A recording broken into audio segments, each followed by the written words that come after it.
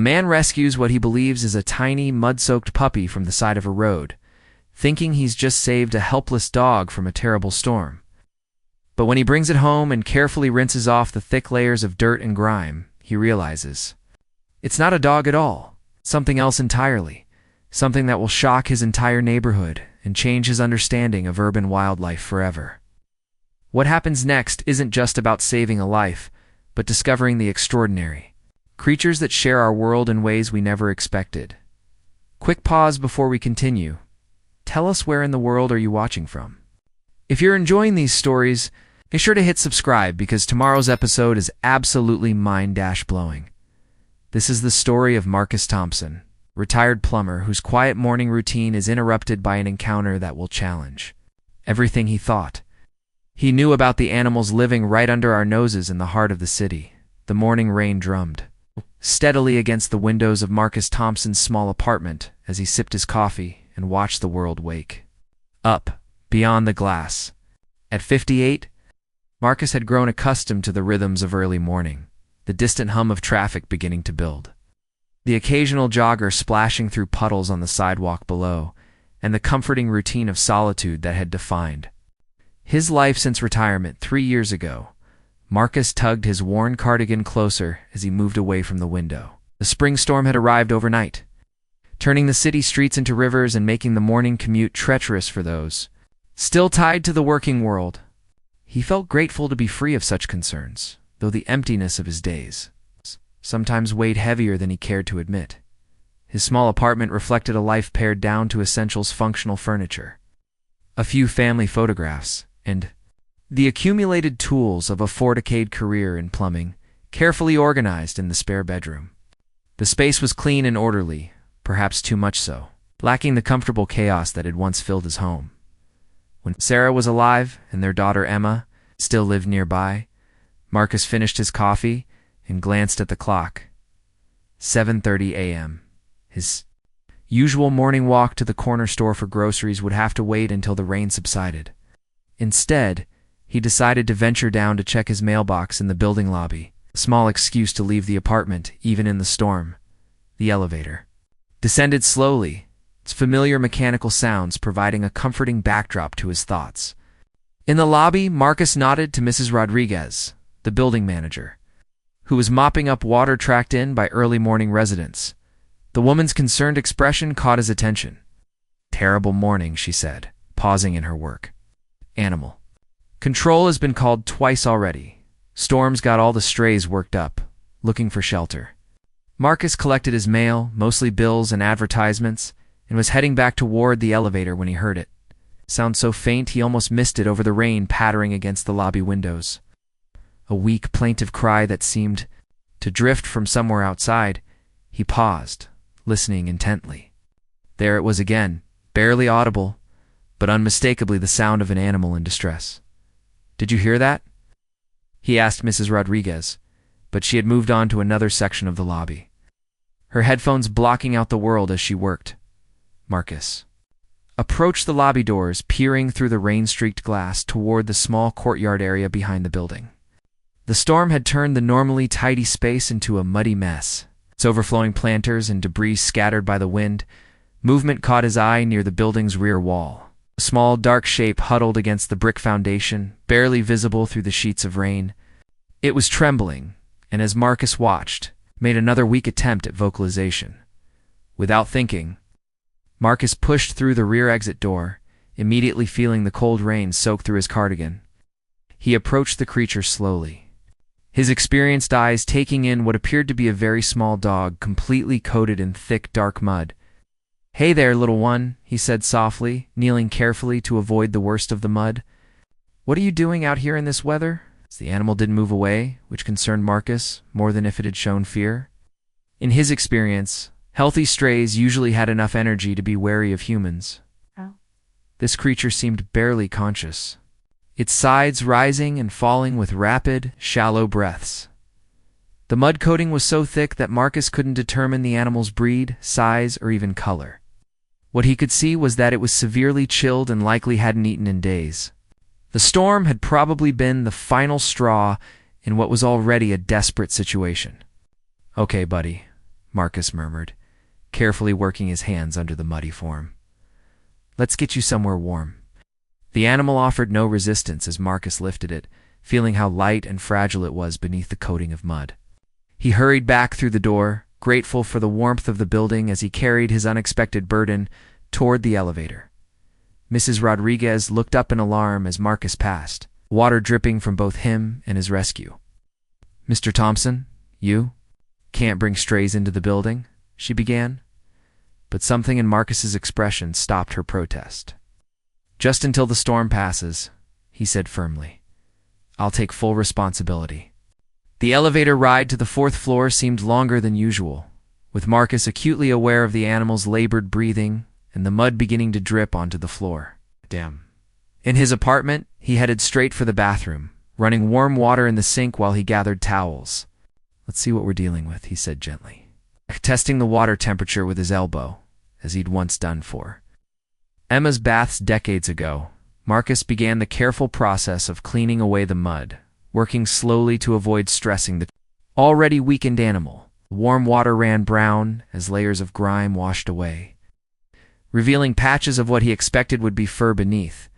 But as more mud dissolved, Marcus found himself pausing, confusion creeping into his mind. The proportions weren't quite right for any dog breed he knew. The legs seemed too long and delicate, the body structure somehow different from what he'd expected. "What kind of dog are you?" he murmured, continuing his gentle cleaning process. As the animal warmed under the flowing water, it stirred slightly, making a sound that made Marcus's pause completely. It wasn't a whimper or bark. It was something else entirely. Soft musical trill that seemed oddly familiar, yet completely unexpected. More mud washed away, revealing distinct markings that made Marcus lean closer. The facial structure was becoming clearer now, and it definitely wasn't what he'd anticipated. The ears were pointed but set differently than a dog's, and the emerging pattern of markings around the eyes was like nothing he'd seen on any canine. "Good Lord," Marcus whispered, as understanding began to dawn. "You're not a dog at all." The final rinse removed the last of the concealing mud, revealing the true nature of his rescue. What emerged was unmistakably feline, a cat, but unlike any he'd ever seen. The creature's coat, now clean, showed an extraordinary pattern of silver, and black stripes with distinctive white markings on the chest and paws. The facial structure was elegant and wild-looking, with large ears and striking golden eyes that slowly blinked open as warmth returned to its body. Marcus stared in amazement as the cat lifted its head slightly, making that same musical trill he'd heard earlier. This wasn't a domestic cat. The proportions were too large, the markings too distinctive, and there was something in its bearing that spoke of wild heritage. "What are you?" Marcus asked softly, carefully lifting the knockling cat from the sink and wrapping it in a soft towel. The cat was clearly exhausted but alert enough to fix Marcus with an intelligent gaze that seemed to assess him as thoroughly. As he was studying it, as he dried the animal gently, Marcus noticed other unusual features: slightly oversized paws with prominent black pads, a tail with distinctive banding, and that remarkable coat pattern that seemed almost too perfect to be natural. Moving to the living room, Marcus arranged a nest of blankets on the sofa and settled the cat carefully within them. The animal curled into the warmth immediately, but its eyes remained open, watching Marcus with an alertness that suggested strength was slowly returning. "You need food," Marcus said, suddenly uncertain about what to offer. His bachelor lifestyle meant no cat food, but he found some canned tuna in the kitchen cabinet. Mixing it with a little warm water to create a soft meal, the cat accepted the food eagerly, confirming Marcus's suspicion that it had been starving. As it ate, he found himself studying its remarkable appearance more carefully. The silver and black stripes formed perfect symmetrical patterns, and the white markings on its chest created an almost decorative effect. This was no ordinary stray. Marcus reached for his laptop, typing unusual cat breeds into the search engine. As images loaded, he compared them to his unexpected guest. The closest matches seemed to be various wildcat species, but that seemed impossible. How would a wildcat end up muddy and starving in the courtyard of a city apartment building? His research was interrupted by a soft sound from the sofa. The cat had finished eating and was now attempting to groom itself, though it was clearly still weak. The action revealed more of its distinctive features, particularly the way it moved. With a fluid grace that seemed different from domestic cats Marcus had known, a knock at the door interrupted his observations. Through the peephole, he saw Mrs. Rodriguez standing in the hallway, her expression mixing concern with curiosity. "Mr. Thompson," she said when he opened the door, "how is the little dog you found?" Marcus hesitated, glancing back toward the sofa where his rescue was now resting. "Actually, Mrs. Rodriguez, there's something you should see." He led her into the living room where the cat lay curled in its blanket nest. Now clean and clearly visible, Mrs. Rodriguez stopped short, her eyes widening as she took in the animal's appearance. "That's not a dog," she said slowly. "No, Marcus." Confirmed, it definitely isn't. "But what kind of cat is that? I've never seen markings like those." Marcus shook his head. "I'm not sure, but I don't think it's a regular house cat either." They both stared at the remarkable animal, which seemed content to rest while being observed. The morning's simple rescue had become something far more complex and intriguing. "What are you going to do?" Mrs. Rodriguez asked quietly. Marcus looked at the cat, noting how it had already begun to show more energy, how its breathing had normalized, and how those striking golden eyes seemed to hold intelligence beyond what he'd expect from a typical pet. "I guess," he said slowly, "I need to figure out exactly what I've found." As if responding to his words, the cat raised its head and fixed him with that intense gaze, making another of those distinctive trilling sounds that seemed almost conversational. Whatever this creature was, Marcus realized, his quiet morning routine was about to become anything but ordinary. The storm continued outside, but inside the apartment, a new chapter was beginning, one that would challenge everything Marcus thought he knew about the wildlife that shared the urban landscape. Hidden in plain sight until a chance encounter revealed their extraordinary presence. Marcus spent the rest of the morning researching while his mysterious feline guest recovered on the sofa. Every search led him deeper into a world he never knew existed, the hidden ecosystem of urban wildlife that thrived alongside. The cat's distinctive silver and black markings, combined with its unusual size and wild demeanor, pointed toward something extraordinary. By noon, Marcus had made a decision. He called the city's Wildlife Rehabilitation Center, speaking with Dr. Elena Vasquez, a veterinarian who specialized in exotic and wild animals. "You're describing a cat that doesn't match any domestic breed I know," Dr. Vasquez said after Marcus carefully detailed the animal's appearance and behavior. "The markings you're describing, combined with the size and vocalizations, sound like they could belong to a serval or African wildcat hybrid." Marcus felt his breath catch. "A what?" "Servals are wildcats native to Africa, but there's been a growing issue with illegal exotic pet ownership in urban areas. Sometimes these animals escape or are abandoned when owners realize they can't handle them." "Can you bring the cat in this afternoon? I'd like to examine it properly."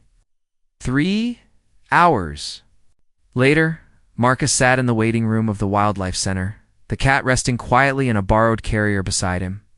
The animal had shown remarkable improvement throughout the day, eating regularly and beginning to display the fluid, graceful movements that seemed so different from domestic cats. Dr. Vasquez emerged from an examination room, her expression mixing professional curiosity with genuine excitement. She was a woman in her 40s with kind eyes and hands that spoke of years working with animals. "Let's take a look at your mysterious friend," she said, leading Marcus into the examination room the moment. Dr. Vasquez opened the carrier and gently coaxed the cat onto the examination table. Her demeanor shifted to intense focus. She spent several minutes studying the animal's proportions, markings, and behavior before beginning a careful physical examination. "Remarkable," she murmured, checking the cat's teeth, ears, and coat pattern. "The facial structure, ear placement, and leg proportions are definitely consistent with serval ancestry. But there's something else, ... She photographed the cat's distinctive markings from multiple angles, comparing them to images on her tablet. The cat tolerated the examination with surprising calm, occasionally making those musical trilling sounds that had first caught Marcus's attention.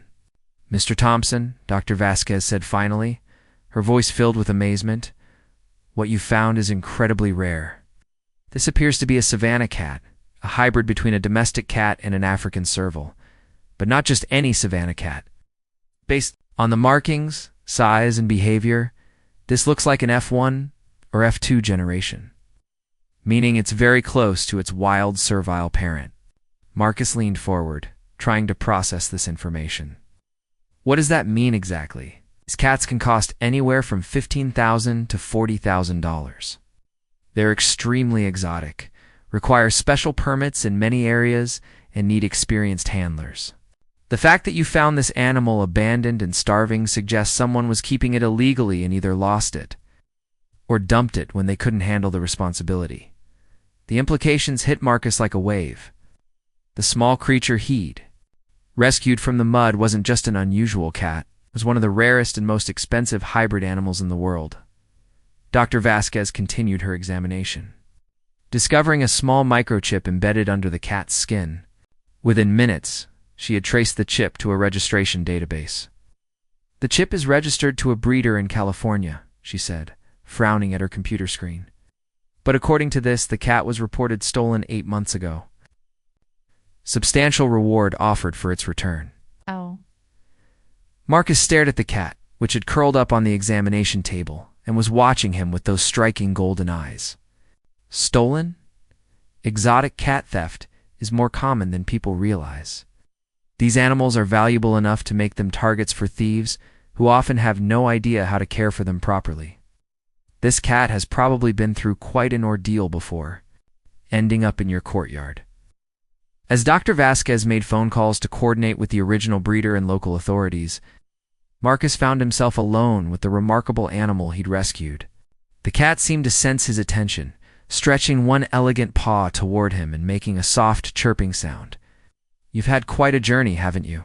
Marcus said quietly, carefully extending his finger for the cat to sniff. The animal's response was immediate. It pressed its head against his hand with surprising affection, purring with a deeper secretary or resonant sound than any domestic cat he'd known.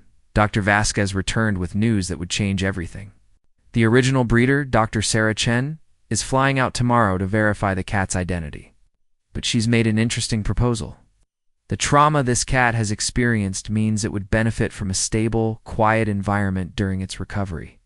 She's willing to let you continue caring for it temporarily, with proper guidance and support. Marcus felt something shift inside his chest, a flutter of possibility he hadn't experienced in years. Continue caring for it. These cats bond strongly with their primary caregivers. The fact that it's responding so positively to you after what it's been through is remarkable. Dr. Chen believes removing it from your care right now might cause additional stress. That evening, Marcus found himself in the surreal situation of preparing his apartment for an exotic house guest. Dr. Vasquez had provided detailed care instructions, specialized food, and promised daily check-ins during the adjustment period. The cat, which Dr. Chen had named Zara, seemed to understand that something had changed. It explored the apartment with increasing confidence, its movements displaying the incredible athleticism that made these hybrids so fascinating and challenging as pets. Mrs. Rodriguez knocked on the door just as Marcus was setting up a climbing tree that Dr. Vasquez had recommended. "Mr. Thompson," she said, her eyes widening as she took in the elaborate setup and watched Zara leap effortlessly from the floor to the top of a bookshelf. "This is not a regular cat." Marcus laughed, the first genuine laugh he'd experienced in months. "No, Mrs. Rodriguez, it definitely isn't." As he explained the day's discoveries, Marcus realized something profound had happened. The empty spaces in his apartment, in his daily routine, and in his heart didn't feel quite so empty anymore. Caring for Zara had awakened something in him that had been dormant since Sarah's death, a sense of purpose and connection. Over the following weeks, Zara recovered and thrived under Marcus's careful attention. Their bond deepened in unexpected ways. The cat's intelligence was remarkable. It learned to respond to its name, developed distinct preferences for different activities, and seemed to genuinely enjoy Marcus's company in ways that surprised even Dr. Vasquez. Dr. Chen's visit confirmed what everyone had suspected. Zara was indeed her stolen cat, an extremely rare F1 Savannah worth more than most people's cars. but she also confirmed something else. The way Zara has bonded with you is extraordinary, Dr. Chen told Marcus as they watched the cat demonstrate its affection by headbutting his shoulder and purring. These cats typically remain somewhat aloof, even with experienced handlers. What you've achieved here through simple kindness and patience is remarkable. The conversation that followed would change Marcus's life trajectory completely. Dr. Chen proposed a partnership. Marcus would become Zara's permanent guardian, while she provided ongoing support and education about exotic cat care. Marcus would help document Zara's recovery and adaptation, contributing to research about trauma rehabilitation in exotic animals. You've given her more than just rescue, Dr. Chen explained. You've given her the chance to trust again. Not something we can measure in dollars. 6 months later, Marcus's apartment had been transformed into a showcase of human-exotic cat cohabitation. Zara had grown into her full magnificence. Stunning 30-pound cat with the grace of a dancer and the intelligence of a problem solver. Their daily routine included interactive play sessions, training exercises that challenged Zara's remarkable mind, and quiet evenings where the cat would curl beside Marcus while he read, her deep purring creating a soundtrack of contentment. Experience had reconnected Marcus with his daughter Emma, who visited regularly to marvel at Zara's abilities and witness her father's transformation. It had also led to unexpected friendships with other exotic animal enthusiasts and conservationists who sought Marcus's insights into building trust with traumatized animals. Dr. Vasca is often used, Marcus and Zara as an example in her lectures, about the importance of proper exotic animal care and the remarkable healing power of patient, consistent affection. What started as a simple rescue, she would tell her audiences, became a masterclass in interspecies communication and trust building. On the first anniversary of finding Zara, Marcus sat on his balcony with his extraordinary companion, watching the city come alive below them. Zara stretched beside him, her silver and black coat gleaming in the morning sun, before fixing him with those golden eyes that had first captivated him in his bathroom sink. "Thank you," Marcus said quietly, stroking her head as she purred her deep, resonant purr, for showing me that life still holds surprises. The muddy, nearly lifeless creature he'd found that stormy morning had become not just a magnificent cat, but a bridge back to engagement with the world. Sometimes, Marcus reflected, the most profound changes in life come disguised as something else entirely. A dog that turns out to be a cat, simple rescue that becomes a partnership, a moment of compassion that opens the door to unexpected. Joy. Zara stretched one elegant paw toward the morning sun. "Ow!" And Marcus smiled, knowing that their story was just beginning. In saving what he thought was a dying puppy, he had discovered something far more valuable, the extraordinary hiding within the ordinary.